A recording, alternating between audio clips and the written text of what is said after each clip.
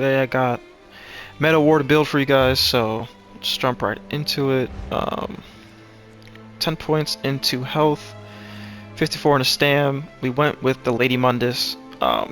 This build has a lot of damage already, and the one thing that I think that it did need was a little bit more tankiness. So we went with the Lady Mundus, and you'll see some of the other stuff that I put on here.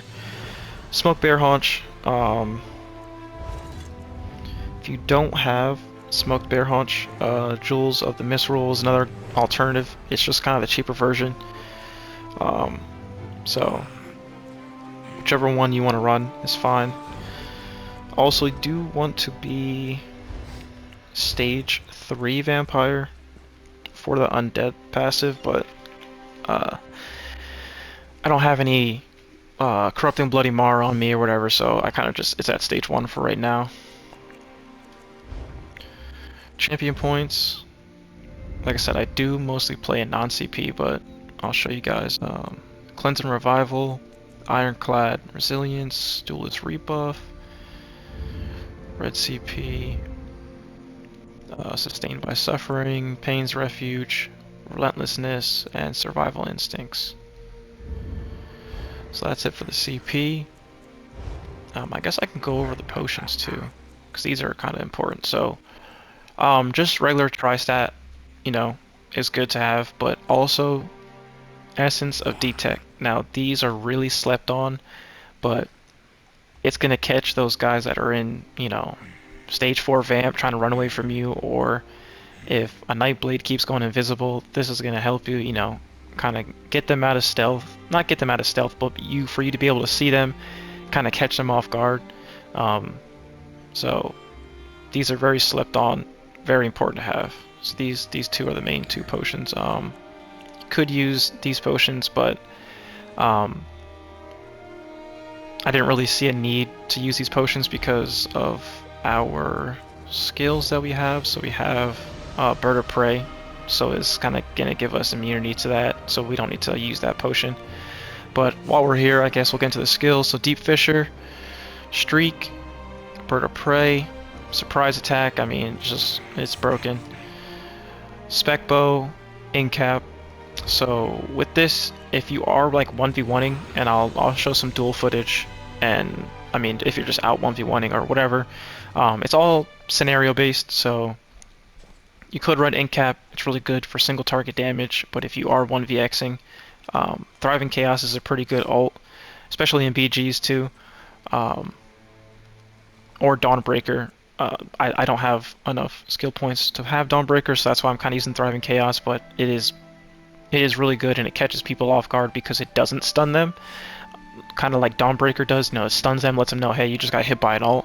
This one is kind of subtle, you know, you can kind of pop it on them, streak into them, stun them, and then have your beetles hitting them, and then by that point sometimes it's too late. So it's kind of just either or, whichever one, you know, depending on what you're doing. For the back bar, you do want the Psijic skill here. Fortunately, I don't have level 10, I don't even have Psijic level 1 on here, so I'm just running the Vamp ult since we are a vampire. It's just kind of like a, you know, oh crap, I need to pop this, or you can use it to pressure somebody, you know. Either or, but yeah, you do want the Psijic skill here just for the extra 5% damage reduction. But contingency, this is tied to our Warden Charm. You know, the meta that's going on right now. You know, you pop this on the ground, and any enemy within this radius gets charmed, and if they aren't in it, you get back resources. Like, it's kind of broken. But you know, a new update coming up soon, so we'll see what the DK has in store for us, but I still see this build being very viable, even with the DK. Maybe, you know, just minus the vamp, minus vampire, you know, maybe take that off, but we'll see. Healing Soul, our burst heal, Resolving Vigor, Hurricane, Bull Netch. Now this one, like I said, you can swap this around too. Like if you feel like you need more mag than stam, then you can use the Magica Morph, or if you need more stam, use Stamina Morph. I've been kind of playing around with both of them. I don't really notice a difference, but since my main spammable is stamina, I just say, I'll just put on the bull niche. Alright, so we'll get into the sets. Now everyone probably already knows these sets, but we got Null Arca, Front Bar, Nerdhone, and Precise. Now these, you want maces. I don't have maces. I couldn't farm maces. I tried running it not dungeon trial, sorry, a bunch of times, couldn't get it, so the axe is all I have. Nerdhone is what you want, and then sharpened. But I went with precise because I only have axes, so I could just kind of went with the crit damage route. So yeah, mace's front bar. You want Nerdhone main hand, sharpened offhand, and then I am running the crown lethal poisons. You could run double dot. Escapist is nice too. I'm not really big into poisons, but some of them they are really good. But I'm not really big into poisons. But yeah, rallying cry back bar obviously. Defending on it for that extra resistance. And this is where my build is like I said, a little bit different from others. Obviously the sets are the same, but the way I kind of structured it is different. So we're gonna have tri-stat enchant on everything, impen on everything besides the chest, reinforced trainee chest. That's just always like a must. It's a given. I run 3 heavy on this build just because, like I said, I feel like it needed a little bit more tankiness. I did have these at medium at first, like I still have them. This is infused, it shouldn't be infused, it should be impen, but anyways, I was running medium, same with the shoulders. I do have the medium here, but like I said, I like the extra tankiness, so I've been running 3 heavy, 1 light, and then the 3 medium, so 3, 3, 1. And for our jewelry, I have 2 protective and 1 swift. Now you could take off the swift because you don't really need the swift. This build already has a lot of movement. You could do infused here for a little bit more, weapon and spell damage, but swift isn't a bad choice. Movement speed is not bad. I kind of like it. So yeah, 2 protective, 1 swift. Like I said, everything impen besides the chest.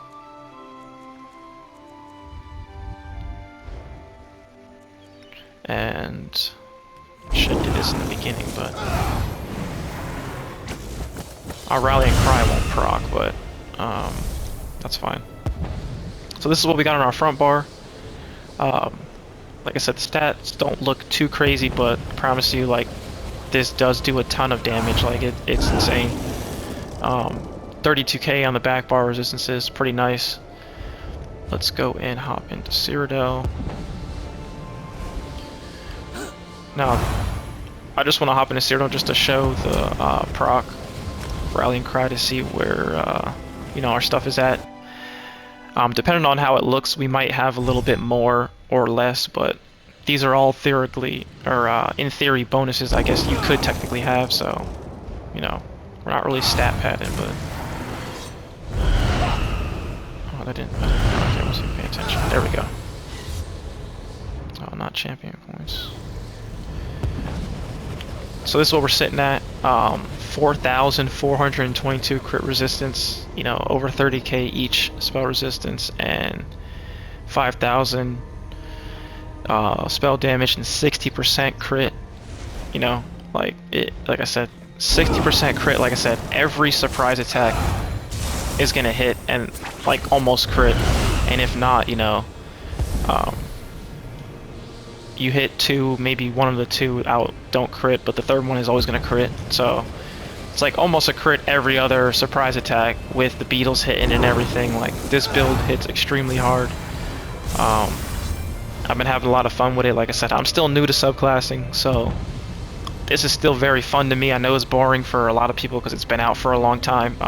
I am excited for the DK update, but that's all I got for you guys. I'm going to have some gameplay throughout and for the rest of the video. So thank you guys so much for watching, and I'll catch you in the next one. Peace.